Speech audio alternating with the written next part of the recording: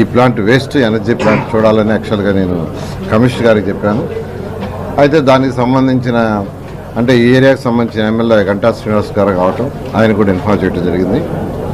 తర్వాత 9 నుంచి ఈవినింగ్ 3:30 దాకా అధికారులతో రివ్యూస్ పెట్టుకున్నాను. టౌన్ ప్లానింగ్ కావచ్చు, ఇలా మెయింటెనెన్స్ కావచ్చు, బిల్డింగ్స్ కావచ్చు, అర్బన్ అథారిటీస్ కావచ్చు, ఫైనాన్షియల్ పొజిషన్ కావచ్చు, వీటి మీద 3:30కి మళ్ళా ఈ మున్సిపల్ కార్పొరేషన్ సంబంధించిన ఎమ్మెల్యేలు అందరితో యాక్చువల్గా ఇంటరాక్షన్, వాళ్ళ సమస్యలు అవన్నీ తెలుసుకుని ఏం చేయాలనే ఒక ప్లాన్ కోసం ఇక్కడికి రావడం జరిగింది.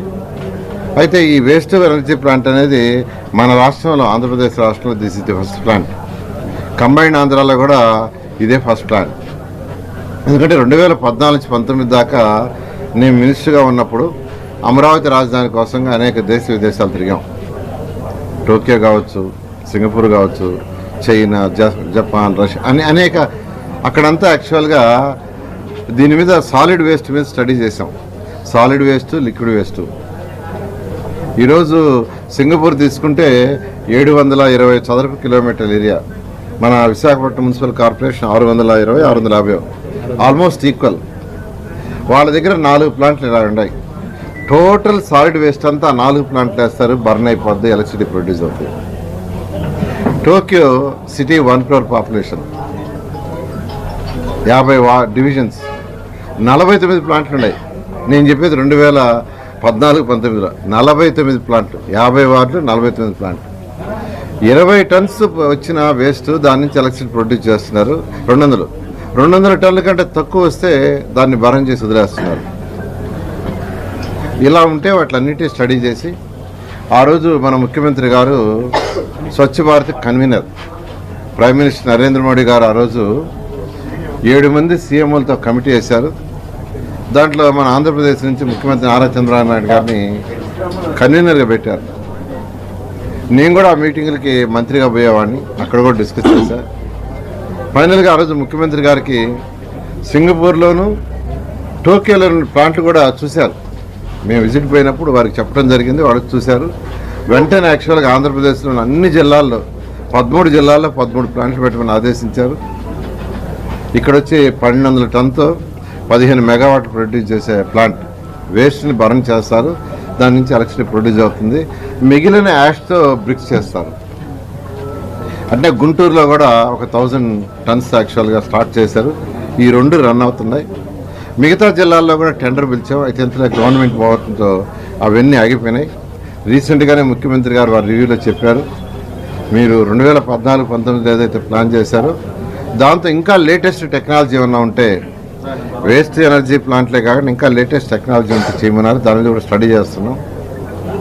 అయితే ఇక్కడ ప్లాంట్లో స్మెల్ వస్తుంది, స్మెల్ రాకుండా చూడండి యాక్చువల్గా లోకల్ ఎమ్మెల్యే గారు గంటా శ్రీనివాస్ గారు చెప్పడం, దాని మీద వాళ్ళు ప్రత్యేకంగా ఇక్కడ యాక్చువల్గా నేను దీన్ని విజిట్ చేయడానికి వచ్చాను. ఎందుకంటే నేను టోక్యోలో, సింగపూర్లో ఇక్కడ పర్యటించినప్పుడు అక్కడ స్మెల్ రావట్లా.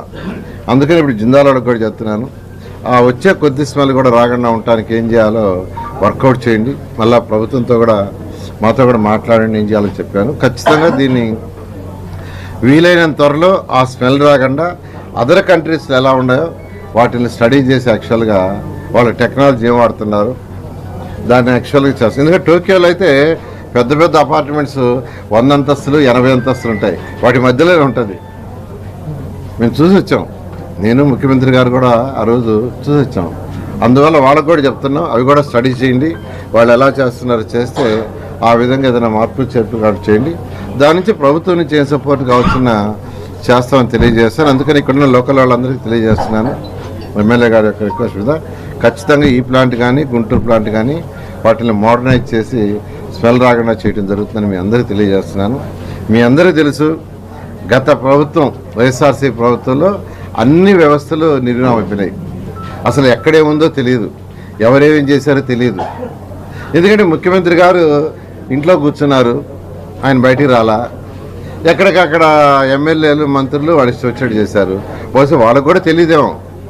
నేను అడిగాను, ఈ ప్లాంట్ ఎవరన్నా 5 సంవత్సరాలు విజిట్ చేశారంటే ఎవరు విజిట్ చేయలేదు సార్ అన్నారు. ఏ మంత్రి విజిట్ చేయలేదని. ఒక ప్లాంటు ఇలాంటిది ఇన్నోవేటివ్గా తెచ్చినప్పుడు ఇట్లాంటి చూడాలా, స్టడీ చేయాలా, పెట్టాలా. నేనైతే యాక్చువల్గా ఫస్ట్ ఢిల్లీలో ప్లాంట్ ఉంది, 24 మెగావాట్స్ ప్రొడ్యూస్ చేస్తారు, 2000 టన్స్. ఫస్ట్ దాని మీద చూశాను. ఆ తర్వాత విదేశాల్లో చేశాను. గత ప్రభుత్వం అన్నీ వదిలేసింది. ఈరోజు నా డిపార్ట్మెంట్ తీసుకుంటే ఎక్కడే ఉందో తెలియదు. 2 నెలల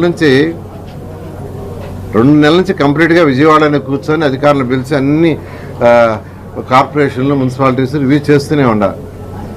బయటకు కూడా పోవటానికి టైం లేక. ఎందుకంటే టీడీఆర్ బాండ్స్ కావచ్చు, టౌన్ ప్లానింగ్ కావచ్చు, అన్నీ అసలు అస్తవ్యస్తంగా ఉన్నాయి. అయితే 6 నెలల్లో మా మున్సిపల్ డిపార్ట్మెంట్ ట్రాక్లోకి వస్తుంది. అసలు అన్నిటికంటే ఆశ్చర్యకరం ఏంటంటే 15th ఫైనాన్స్ డబ్బులుకి మ్యాచింగ్ ఫండ్ ఉండదు.